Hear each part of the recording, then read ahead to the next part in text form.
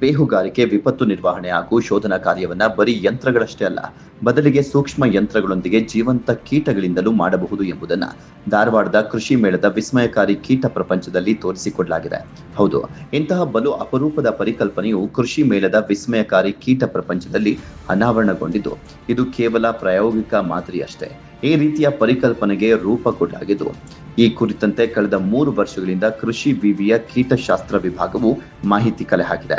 ಇದೀಗ ಈ ಮಾಹಿತಿ ಒಳಗೊಂಡ ಪರಿಕಲ್ಪನೆಯನ್ನ ಮೇಳದಲ್ಲಿ ಅನಾವರಣಗೊಳಿಸಿದ್ದು, ಭವಿಷ್ಯದಲ್ಲಿ ಕೀಟಗಳ ಸದ್ಬಳಕೆಗೆ ಸಾಕಷ್ಟು ಇಂಬು ಕೊಟ್ಟಂತಾಗಿದೆ.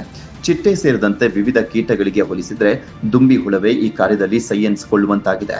ಇದಕ್ಕೆ ಅದರ ಜೀವಿತಾವಧಿ ಹಾಗೂ ಸೂಕ್ಷ್ಮ ಯಂತ್ರಗಳನ್ನ ಸುಲಭವಾಗಿ ಅಳವಡಿಸಲಿಕ್ಕೆ ಸೂಕ್ತ ದೇಹದ ಆಕಾರವು ಕಾರಣ ಅಂತ ಹೇಳ್ಬೋದು.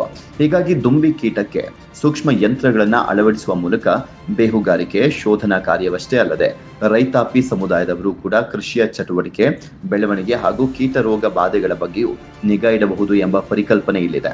ಕೀಟ ರೋಬೋಟಿಕ್ಸ್ ಎಂಬ ಪರಿಕಲ್ಪನೆ ಇದಾಗಿದ್ದು, ಸೈಬರ್ನೆಟಿಕ್ಸ್ ಹಾಗೂ ಜೀವಿ ಕೋಡಿ ಸೈಬೋರ್ಗಾ ಕೀಟ ಆಗಿದೆ. ಅಂದ್ರೆ ಸೂಕ್ಷ್ಮ ಎಲೆಕ್ಟ್ರಾನಿಕ್ ಸಾಧನಗಳನ್ನ ಹೊಂದಿದ ಜೀವಂತ ಕೀಟ ಅಥವಾ ಎಲೆಕ್ಟ್ರಾನಿಕ್ ಜೀವಿ. ಇವುಗಳನ್ನ ಬಹಳ ಕಡಿಮೆ ವಿದ್ಯುತ್ ಬಳಕೆಯಿಂದ ಚಲನೆ ಮಾಡಬಹುದಾಗಿದೆ. ಪರಿಸರ ಸ್ನೇಹಿ ಹಾಗೂ ಶಕ್ತಿ ಸಂರಕ್ಷಕ ವ್ಯವಸ್ಥೆಗಳನ್ನ ಉಪಯೋಗಿಸಿ ನಿಗಾವಹಣೆ ಹಾಗೂ ಶೋಧನಾ ರಕ್ಷಣೆಯಂತಹ ಕಾರ್ಯಗಳನ್ನ ಕೈಗೊಳ್ಳಬಹುದು. Insect robot, insect food, insect pollinators, sericulturist ಮತ್ತೆ ಇನ್ಸೆಕ್ಟ್ ಇನ್ ಮಾಡಿದಂಥ ಆರ್ಟ್ ಕೂಡ ಇಟ್ಟಿದ್ದೇವೆ.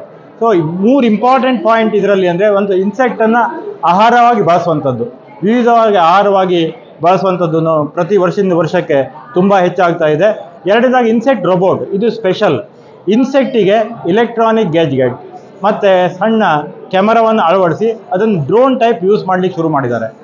ಅದು ಎಸ್ಪೆಷಲಿ ಇಂಟೆಲಿಜೆನ್ಸಿಗಾಗಲಿ, ಗ್ಯಾದರಿಂಗ್ಸ್ ಆಗಲಿ, ಅಥವಾ ಈ ನ್ಯಾಚುರಲ್ ಕೆಲಮಿಟೀಸ್ ಆದಾಗ, ಇವು ಫ್ಲಡ್ ಗಿಟ್ ಬಂದಾಗ ಮನೆ ಒಳಗಡೆ ಅಥವಾ ಹೊರಗೆ ಹೋದಾಗ ಒಳಗಡೆ ಏನಿದೆ ಅಂತ ನೋಡಲಿಕ್ಕೆ, ಅಥವಾ ಇನ್ನು ಮುಂದೆ ಕೃಷಿಯಲ್ಲಿ ಹೊರಗಡೆ ಹೊಲದಲ್ಲಿ ಏನಿದೆ, ಕೀಟಗಳಿದೆಯಾ, ರೋಗ ಬಂದಿದೆ ನೋಡಲಿಕ್ಕೆ ಉಪಯೋಗ ಆಗ್ತಾ ಇದೆ. ಇದು ಈ ನಂತರ ಆಪರೇಷನ್ ಸಿಂಧೂರ್ ಅಂತ ಒಂದು ಮಾಡೆಲ್ ಮಾಡಿದ್ದೇವೆ. ಅದರಲ್ಲಿ ಕೀಟಗಳು ಅಂದರೆ ಈ ಕೀಟಗಳನ್ನು ತಿನ್ನುವಂಥ ಕೀಟಗಳನ್ನು ಉಪಯೋಗ ಮಾಡಿ ಅವು ಯಾವ ರೀತಿಯಾಗಿ ಕೆಟ್ಟ ಕೀಟಗಳನ್ನು ತಿಂತವೆ ಅದ್ರ ಮೇಲೆ ನಾವು ಮಾಡೆಲನ್ನು ಮಾಡಿದ್ದಾರೆ. ಸೊ ಜನರ ಒಂದು ರೆಸ್ಪಾನ್ಸ್ ಕೂಡ ತುಂಬ ಚೆನ್ನಾಗಿದೆ. ಸೊ ಮೊದಲನೇ ದಿನ ಇವತ್ತು 9 ಗಂಟೆಯಿಂದ ತುಂಬ ಜನ ಬರ್ತಾ ಇದ್ದಾರೆ. ಜನ ಅವರ ಖುಷಿಯನ್ನು ಕೂಡ ಎಕ್ಸ್ಪ್ರೆಸ್ ಮಾಡ್ತಾ ಇದ್ದಾರೆ. ಚೀನಾ ದೇಶವು ಈ ರೀತಿ ಕೀಟಗಳನ್ನ ಬಳಕೆ ಮಾಡಿಕೊಂಡು ಬೇಹುಗಾರಿಕೆ ರಕ್ಷಣಾ ವಲಯ ಕ್ಷೇತ್ರದಲ್ಲಿ ಯಶಸ್ವಿಯಾಗಿದೆ.